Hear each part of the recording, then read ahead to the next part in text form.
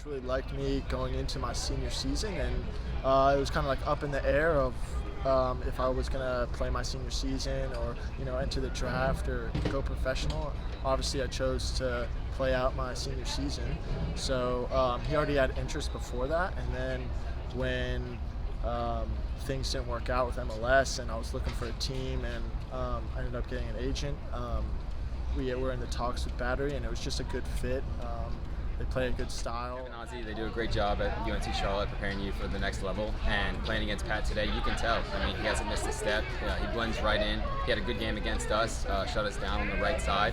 And I think after he went out, we had some success. So I'm kind of glad that Charleston took him out so we could score some more goals. But, I mean, you can tell. I mean, the jump from, of course, college to professional, it's a bit of a distance, but Pat's prepared. And you have a recruiting process with our coaches and with some of our scouting staff, and he was on our list as one of the players that we were interested in. And of course, once he finished his season and things didn't work out for him in the MLS, we were able to pick him up and make that grab. First time I've seen him in the flesh, so I thought he did well tonight. I think for Pat it's going to be just speed of play now, getting used to playing with and against the pros.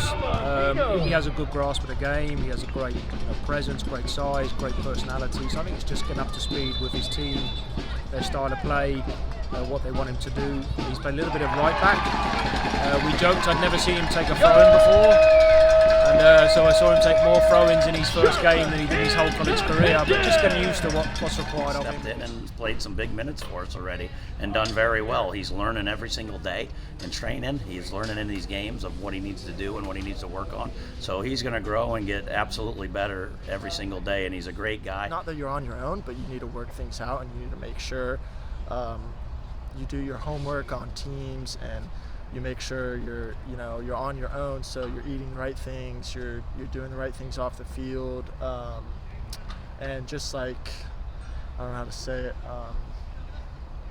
making sure like the coach isn't going to hold your hand, right? He's not going to sit you down and talk to you after every practice, whether you did good or bad. So you kind of have to gauge that yourself, and if you have a great game, you keep doing those great things well, and if you have a bad game, you need to kind of look in the mirror and see where you need to work on, because he's not always going to sit you down and say, listen, you did this wrong, this wrong, this wrong. So it's kind of more independent in that aspect.